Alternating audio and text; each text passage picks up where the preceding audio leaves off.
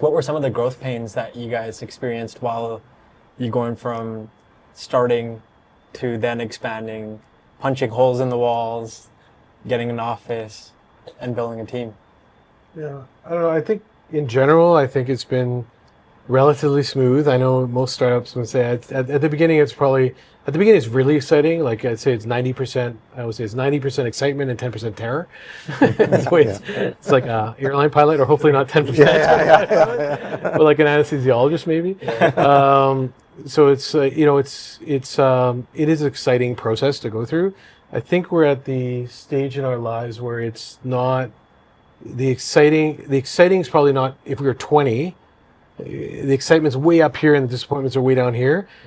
But I think as you get older, it's a little less of that modulation. And as you get further down in your years in business, those exciting are still exciting. Yeah. And those disappointment, but you can navigate the stuff that the challenges that you have. You've navigated enough of them that you'll be able to figure it out. You'll navigate it. So what we try to do is stay on mission, make sure we're aligned with our values, but everything else is malleable. We can go, if we have a challenge, we'll go through it, under it, over it, around it, like whatever we need to do, as long as it aligns with our mission statement and our values. Those are two things we try to make sure that we don't divert from. But everything else, the way you get there, you could circumvent a lot of things. So. Yeah. Is that just because you've gotten used to those experiences? Like, when you make your first $1,000 from quitting your job to pursuing your entrepreneurial career, that first $1,000 is like the best feeling ever. Yeah, but then I was a doctor, remember? Right. But you're like, oh shit, why did I do it? But I mean, I did this. So I mean, the advantage that I had, I think we both really had, is we had pretty good careers before, and giving up a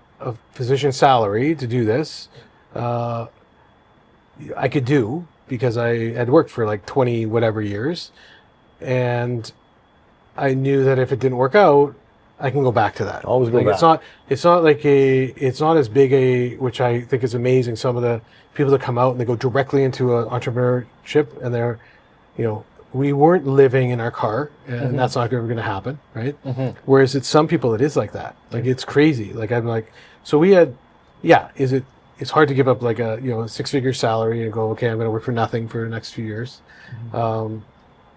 But it's not a bigger risk as it is for some of these other entrepreneurs, where they're really putting everything on the line. They're gonna eat noodles for the rest of their lives if they don't get this right. So but is that almost what you need? Like, do you almost need that drive? You need something to drive you. Yes. Yeah, I think so. Yeah, you need something to drive you. But for us, it is the mission, man. It's like initially we bootstrapped it, so the bootstrapping is not as much pressure. It's your own money.